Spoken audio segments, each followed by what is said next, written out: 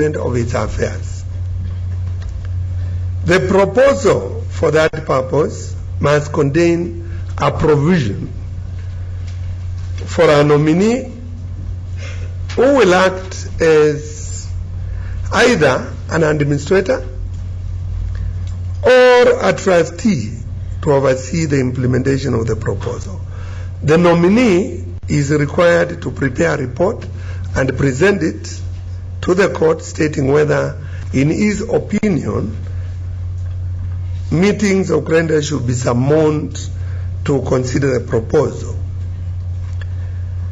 The nominee is the liquidator or administrator of the company. He suborns the meeting of creditors directly with to go through the court, as it was the case previously.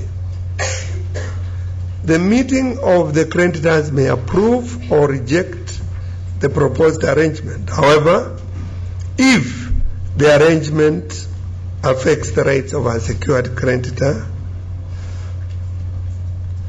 to enforce its existing security, it shall not be approved without the consent of the secured creditor. Likewise, the arrangement will not be approved if it affects the payment of preferential debts in priority to other debts. The challenge in this case is that it amounts the challenge in terms of payments of the debts is that government debts are preferred and appear to be at the top of the preferential debts. In most cases, tax claims may be a huge burden on the company, as it invariably happens in practice, and the Kenya Revenue Authority and other government departments will usually demand preferential payment of their respective claims. And this may leave the company unable to meet its obligations to the other creditors and thereby render ineffective any proposed schemes of arrangement. So to this extent, there isn't a major departure from the previous dispensation. The sense of these simplification provisions is to ensure that companies that are capable of surviving are given an opportunity to do business, pay their debts, and also continue in business rather than being wound up as it happened previously. For those not in a position to survive, they would have to be wound up, which process must be finalized within 2 years. These provisions ensure that viable businesses are rescued while non-viable ones are subjected to the liquidation process. The law further introduces the Office of Insolvency Practitioner, which I alluded to earlier, who will be held professionally accountable to their client. There is now a requirement that insolvency be handled by insolvency practitioners, and in order to get into this practice, it is necessary to register as such.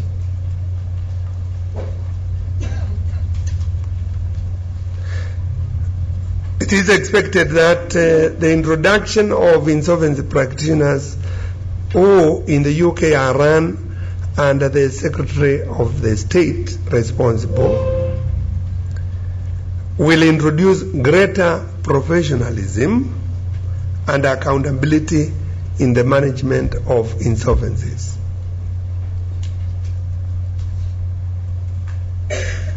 So we can say that this new law is in tandem, generally speaking, with current international best practice, and it is likely to attract greater foreign investment in addition to ensuring more corporate recoveries and people will not be ashamed of going into insolvency, because it's a requirement anyway. You cannot run business unless you declare, you follow the process if you are in a state of insolvency.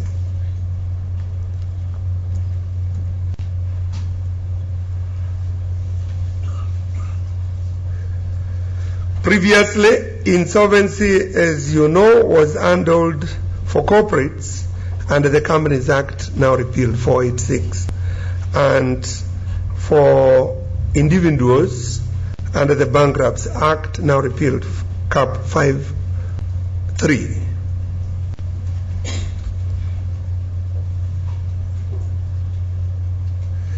So I want to repeat that it is a civil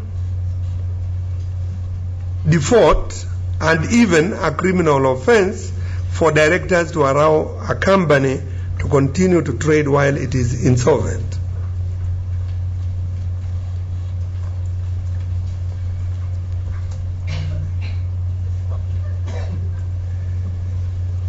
What is the difference between administration and voluntary arrangement? Firstly, administration is a procedure to protect a company from its creditors in order for it to be able to make significant operational changes or restructuring so that it could continue as a going concern, or at least in order to achieve a better outcome for creditors than through liquidation. In contrast to the US Chapter 11, where the directors remain in control throughout that restructuring process, in Kenya, an administrator to manage the company's affairs